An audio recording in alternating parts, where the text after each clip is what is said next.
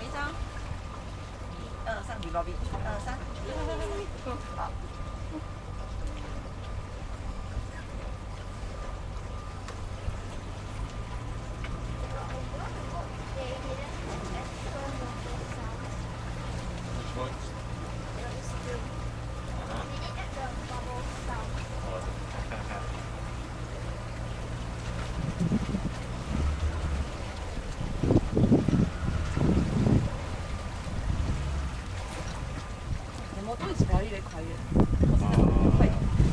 Yeah.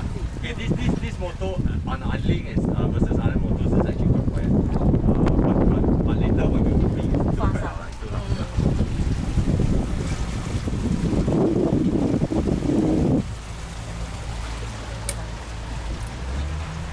okay, so first of all we are in Sembawang. You all know that because you all came to Sembawang Yacht Club. And what's on our right, this is none other than our Sembawang shipyard. Okay, a very renowned shipyard in Asia because it's got one of the few biggest docks we have around in Asia. Right. So we have ships of different types coming in here to do their service and maintenance. That includes our US Navy. Right. We've got contracts with Navy, US, the British, as well as New Zealand and Australia. Right, they're sending their vessels here for service and maintenance on a very regular basis. In fact, later I'm going to point out to two of the US navies. Over here we also have cruise ships.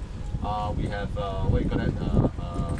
Sand tanker, sand carriers, bulk carriers, oil tankers. But one very common one that we see is actually this one here with the 4 big domes. Okay, this is actually our LNG carrier, liquefied natural gas. Okay, it's a very important resource for Singapore because 90% of our electricity is derived by burning natural gas. So we're actually bringing a lot of it and we store them in Jurong Island, making Singapore the largest trading hub of LNG in Asia. So LNG, or natural gas prices going up is the reason why our electricity bills go up recently. Okay, so the gases are transported inside there? Yeah, they're transported liquefied form. Stored in like -200°C. Yeah, but in this case they are here empty lah. They are here just to repair their vehicle, their ships. Alright. So in front of us, this is the Straits of Johor. Okay, everything we see on the outer bank, they are all Malaysia. Okay, and later as we turn right, everything on the left is Malaysia. Okay, in fact you can see Aeon supermarket right in front of us. Right, so near so far, right? Your deck there, go there, shopping, then buy eat high tea, then come back. Yes. In normal days, we're not allowed to like just shoot there, there's no car there. Right, the only way because it's across there, it's called left. It's not from view right now, but the point is that Johor town. Okay, towards the end, there's not from view. That's of course where a lot of us assume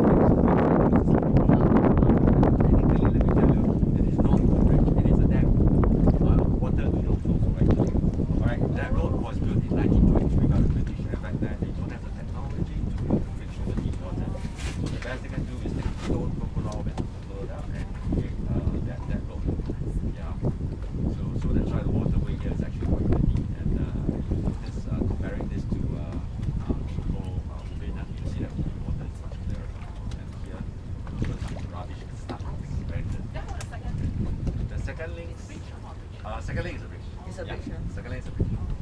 By the way, how do you tell whether you're crossing the bridge or not? There's rule of thumb is somewhere in the middle, but not middle like throughout lah. Sometimes you've got more, sometimes you've got less, but it's only marked out on the map. Right? It's not marked out physically because that is the deepest part of the water where big ships need to go share. Make sense? Sorry. Yeah, in this case it's actually this line here.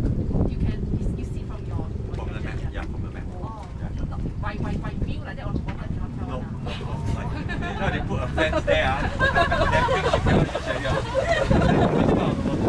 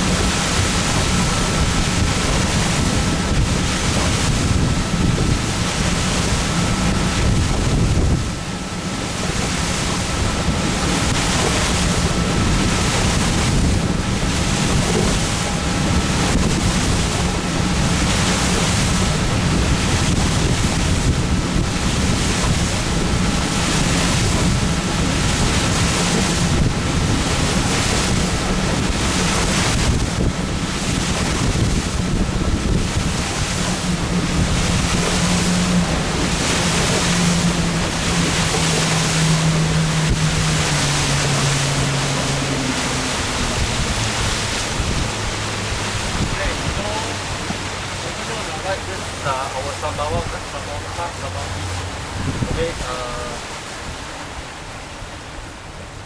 you all realize that in Singapore we've got a lot of all these floating blue barrels around our coast. Any idea what they're used for?